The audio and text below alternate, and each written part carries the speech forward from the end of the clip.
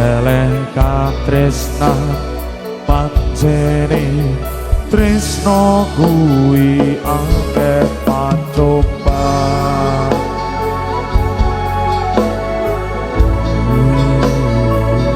Kang Mas dalam saya kasih dong.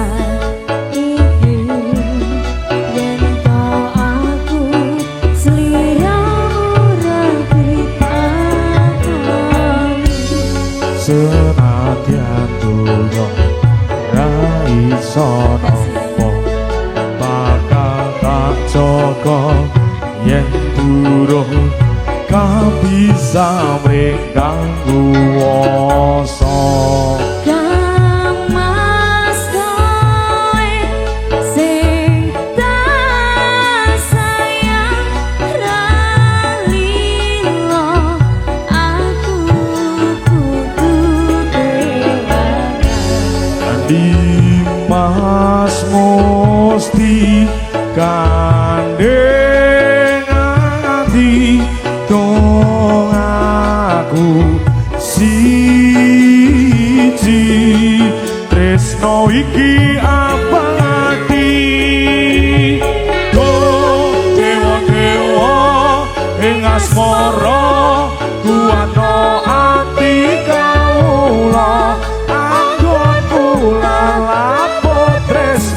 takkan kendat saking coba kare wangi tapatendi laire tresno kang suci kasunyatan yen to aku sliramu isih nyawiji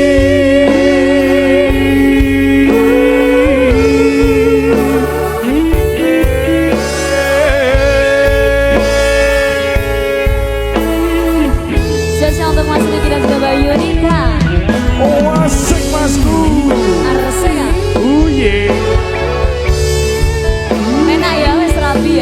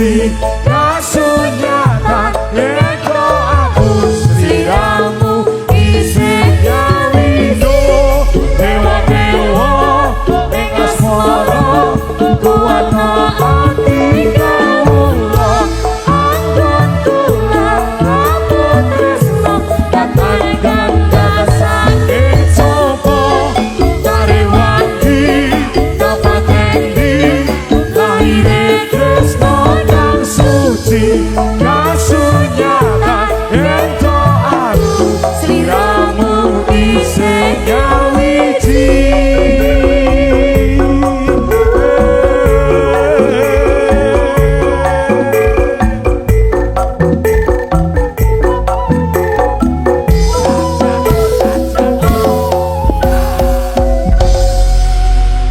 Sudah. Terima kasih Dika Kesut. Sama-sama. Sampun lunas ya Mas Riki, permintaannya ada ayang-ayang. Oke.